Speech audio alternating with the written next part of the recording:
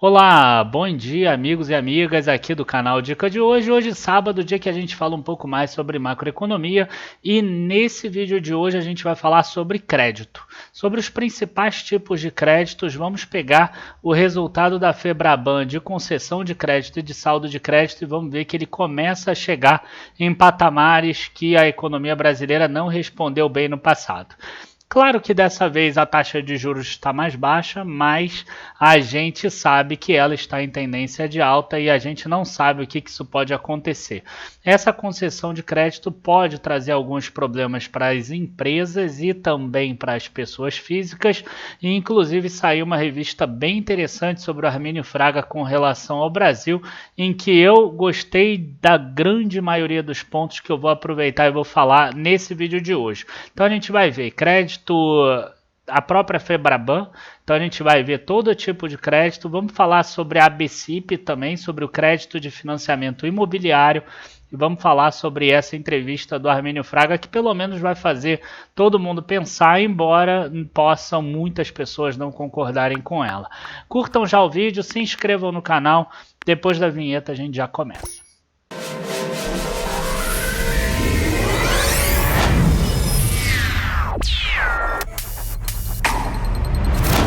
Bom, gente, sem mais delongas, né, para o vídeo não ficar muito longo, vamos passar aqui para o próprio site da Febraban, e o site da Febraban ele tem um panorama de crédito, o último que tem disponível de julho de 2021, e a gente vê aqui que ele já tem um panorama de crédito desde janeiro de 2016.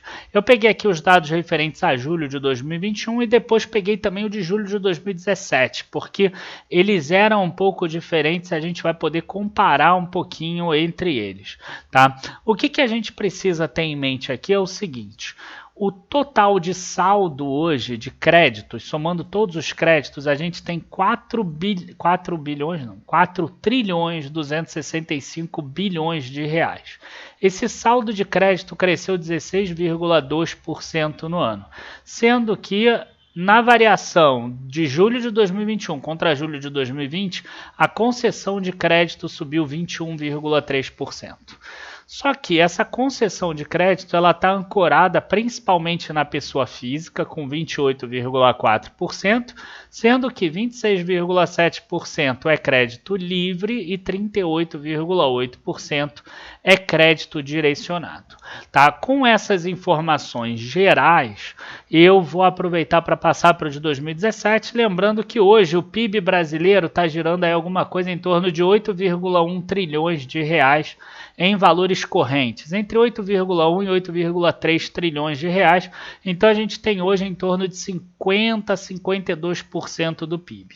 E aí eu pego aqui 2017, tá? E vou pegar esse aqui de 2017, vocês veem que o panorama do mercado de crédito era um pouco diferente naquela época. Aqui fala da evolução dos créditos e etc. E aqui a gente vê a evolução do crédito no total. Então a gente vê que lá de 2012 até 2015, a gente teve um crescimento da economia baseado em concessão de crédito. E a gente viu o que aconteceu, né? A gente viu que a economia acabou tendo que aumentar os juros em dado momento até que arrefecesse a economia, e a gente viu uma dificuldade muito grande. Quem que se deu bem aqui nessa queda? Somente os bancos realmente, né? A gente viu lá que de 2015 a 2017 foi osso demais no resultado das empresas. A gente tinha ali que lucros eram nos bancos e nas seguradoras e todo o restante da bolsa lá com muita dificuldade para lucrar, tirando uma ou outra empresa que tinha uma gestão muito diferenciada. Então é isso que a gente viu. Naquele ponto, o nível máximo lá atingiu no 52,9% do PIB, que é algo muito similar ao que a gente está tendo agora. Sendo que o nosso PIB não está crescendo tanto e a concessão de crédito está lá, galopando, galopando, galopando, e é exatamente isso que a gente começa a ver, né? Aqui a gente tinha ainda de bancos privados, de bancos públicos. Eu queria ver se tinha diferenciação entre pessoas físicas e jurídicas, mas não tem.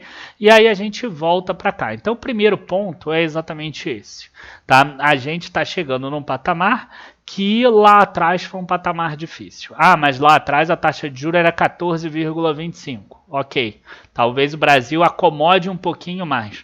Mas será que é esse tipo de crescimento que a gente quer?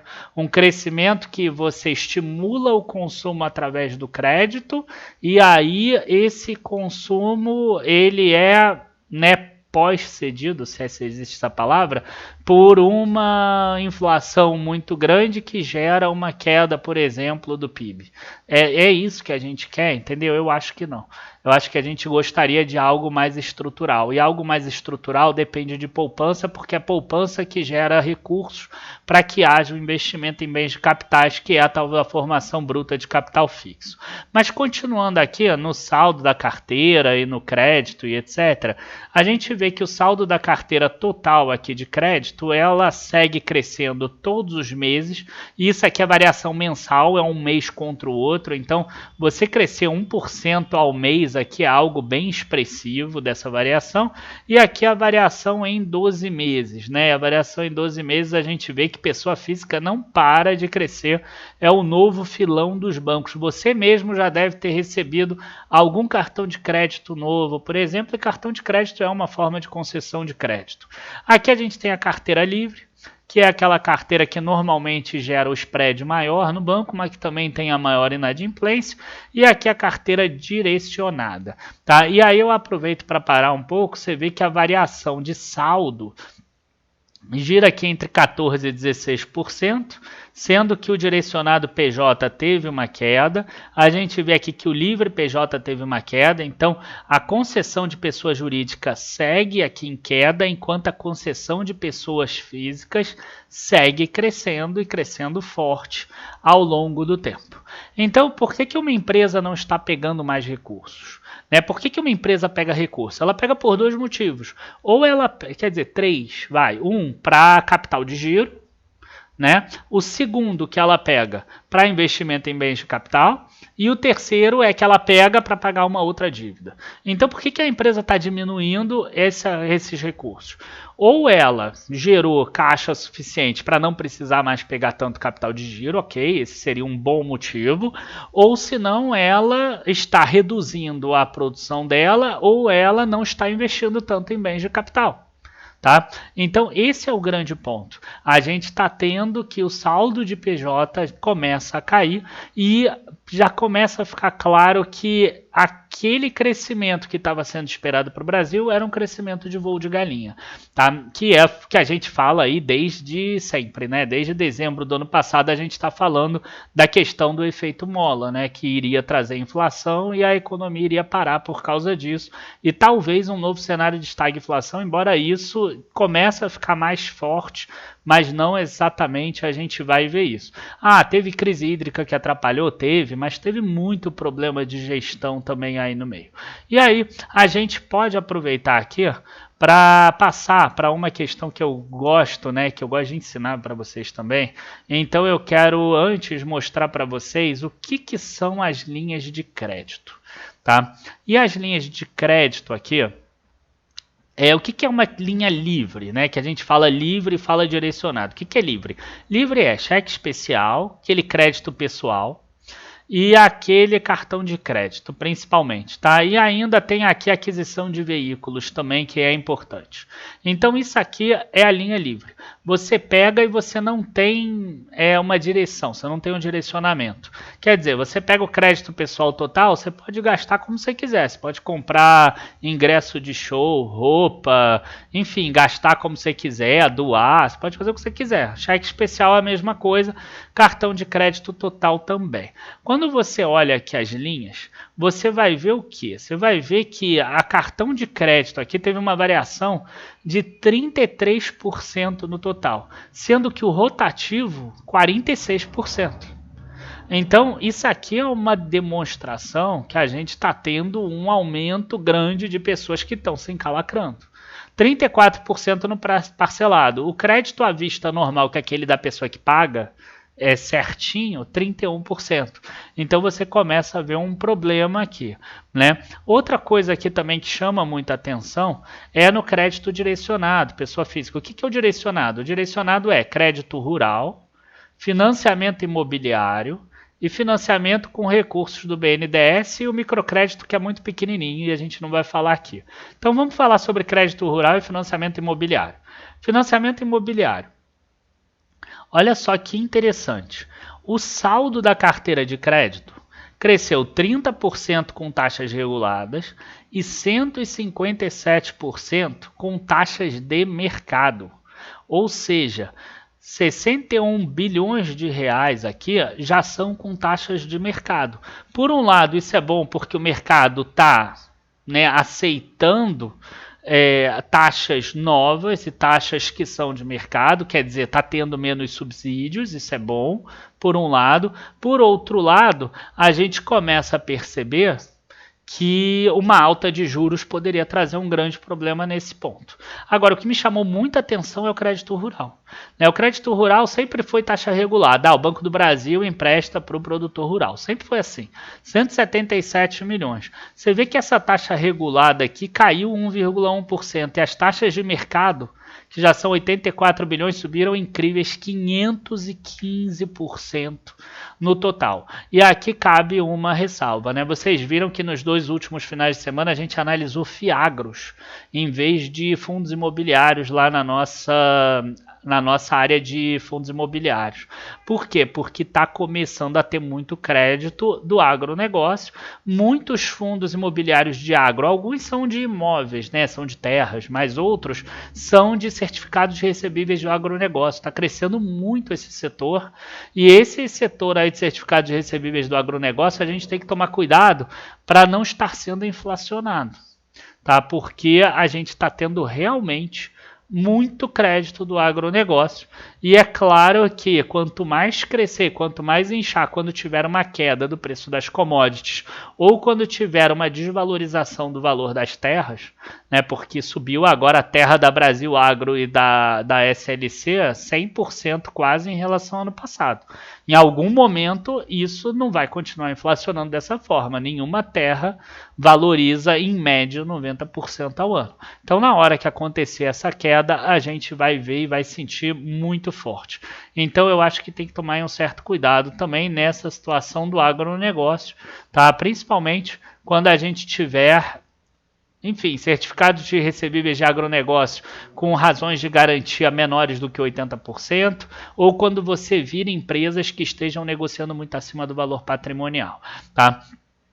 Mas outra coisa que eu queria mostrar é o seguinte: o saldo, tá, de crédito de pessoa física, a gente tem aqui 1.342 bilhões de livre e 1.093 bilhões de direcionado. Tá? E aí eu volto aqui para 2019, junho de 2019.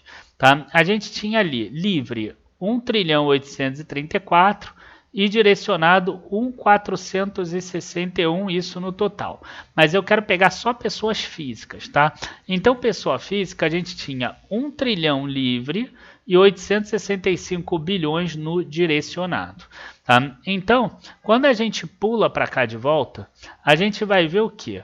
Que o 1 trilhão livre subiu em 2 anos, nesse caso, para 1.342, uma conta simples aí, subiu 34% no total. Né? A gente viu que 26% foi nesse último ano, o resto foi no ano anterior. Agora, quando você vai para o direcionado, a gente tem 865 bilhões, tá? E agora esse número é 1093, que é um valor alto. Mas se você pegar só o financiamento imobiliário total aqui, 768 milhões, contra esse imobiliário aqui de 615, você vê que é um número que cresceu muito, mas é menor do que esse valor aqui de cima, do livre. Então, o que está acontecendo? A gente está tendo bancos que, para conseguirem manter aquele spread deles, para conseguir manter a lucratividade, para conseguir manter aquele ROI bonito, eles estão fazendo empréstimos de maior risco. E isso você precisa tomar cuidado. Se você não acredita em mim, né, com relação ao spread, eu vou aproveitar para mostrar para vocês aqui. Então, a gente tem aqui o seguinte, tá? Vamos pegar aqui, ó, taxas de juros. Taxa de juro total hoje, tá, nos empréstimos, 24,64% para a pessoa física. Vamos olhar só a linha cinza sempre, pessoa física. Taxa de juros livre, 39,81%. Quer dizer, o livre, o banco consegue emprestar por um valor maior. O direcionado, só 6,97%. Então, quer dizer, é claro que o banco acaba ganhando aqui porque não tem inadimplência, porque tem algum subsídio, é dinheiro da poupança. Às vezes o dinheiro da poupança ele não pode colocar aqui, ele tem que colocar aqui, não tem jeito. O dinheiro do FGTS não pode colocar aqui, vai ter que colocar aqui. Então tem algumas questões, tem algumas ressalvas que não tem jeito, que ele precisa colocar aqui, senão vai virar compulsório lá no Banco Central às vezes. Tá? E aí o spread total, né? O spread é a diferença entre o custo da captação e o resto. Então o spread total aqui, ó, a taxa de juros 24,64 para a pessoa livre, para a pessoa física. O spread 19,18. Então você tem uma captação ali em torno de 5. Então esse spread de 19,18, se você olhar ao longo do tempo, ele vem caindo. E aí como é que você faz para manter rentabilidade com o spread desse caindo, por exemplo? Né? Não tem jeito, você toma mais risco. E esse é um ponto que você precisa tomar cuidado. Ó. O livre hoje é 32,25 de spread. Mesmo com a taxa de juros mais baixa, né? Você tem que esse spread aí diminuiu bastante. Então o banco ele está migrando, né, créditos de PJ para créditos de pessoa física para conseguir fazer isso. Se você ainda não acredita também, vamos lá, vamos calcular agora PF contra PJ. Aqui a gente tinha 1.873 de PF, né? Então 1.873 de PF, ó, de 1.873 bilhões dividido por 3.296 em 2019, 56% do saldo de crédito era pessoa física. Né? Da concessão de crédito, 187.131 dividido por 341, 54% da concessão era para pessoa física. Agora, em 2021, a gente vai ver aqui, vamos ver agora os números, né? A gente vai ter aqui é só pessoa física, então vou voltar para o resumo inicial. Bom, então agora a gente viu ali que é 56% saldo de pessoa física em 2019, 54% a concessão, e aí a gente vai tentar dar uma olhadinha aqui nos saldos. Então, hoje, 2.435 milhões é saldo de pessoas físicas. Então, 2.435 dividido por 4.265, a gente pulou de 56,8 para 57,09. Parece pouco, mas já é o início de uma migração.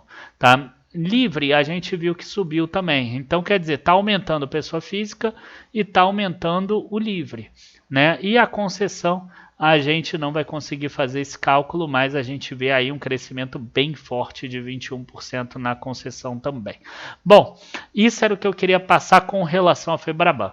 E aí eu passo para os dados da ABCIP, né, que são os valores financiados do SBPE.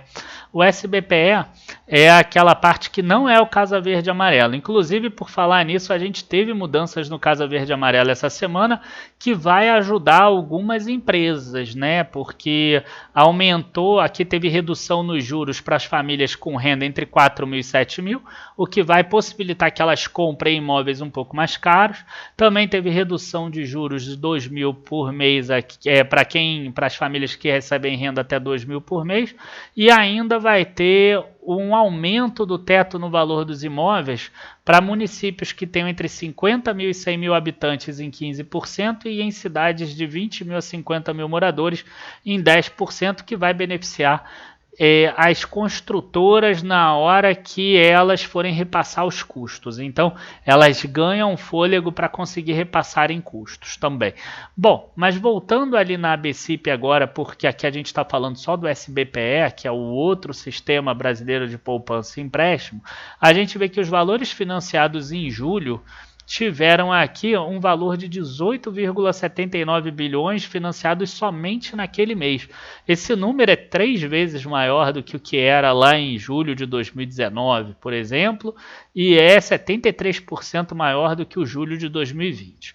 E inclusive aqui valores financiados no ano, né, quando a gente pega janeiro a julho de 2021, é praticamente 3 vezes maior do que o janeiro a julho de 2019. Estou tentando excluir o período da pandemia. E quando a gente pega os últimos 12 meses, a gente tem aí também 3 meses, para 3 vezes mais do que o 12 meses que vai de agosto de 2018 a julho de 2019. Agora, o que chama atenção para mim é esse número de unidades financiadas aqui. Tá? São 81 mil unidades financiadas, o que já mostra alguma alta em preços de imóveis. Tá? Então, quer dizer, calculando aqui bem simples, tá? De junho para julho, a gente teve uma redução de 5,8% das financiadas e 4,4% do valor. Então, quer dizer, o preço por unidade subiu. Tá? E esse é um grande ponto aqui. Então, a gente tem aqui ó, que unidades financiadas em 12 meses, tá? Até subiu 113%, maior do que aquele. Mas as unidades que estão sendo financiadas acabam sendo de valores menores. Tá? Então, as pessoas não estão conseguindo comprar aquelas mais caras, que subiram muito, até porque elas começam a sair do SBPS, se eu não me engano é 1,5 milhão, mas eu posso estar enganado, o valor máximo de aquisição por esse programa.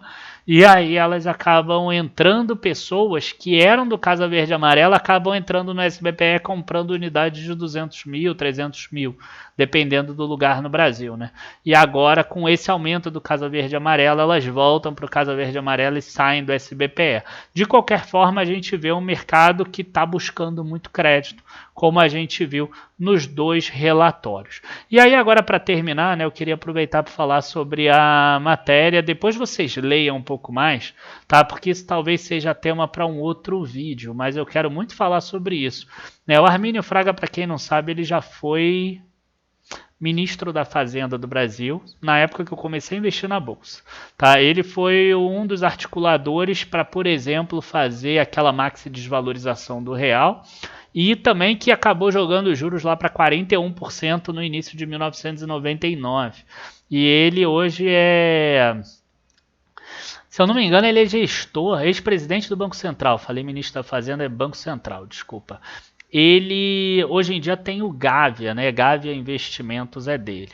Então, o economista Armínio Fraga ele falou algumas verdades que são muito boas e que eu acho que vale a pena a gente falar, embora eu não concorde com todas elas. Tá? Não quero entrar na parte política, eu quero entrar na parte econômica. Tá? Então ele fala aqui que hoje, né, o gasto ficou entre 30% e 35% do PIB.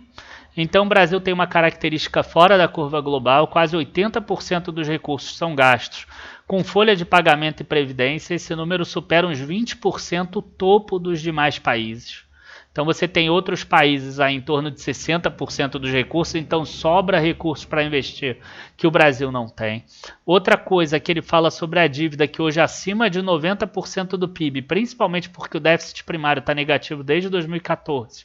Esse é um número alto para um país com a nossa história, ele fala, e que na avaliação de Armínio, em algum momento será preciso encarar os problemas de frente e repensar as prioridades de gastos.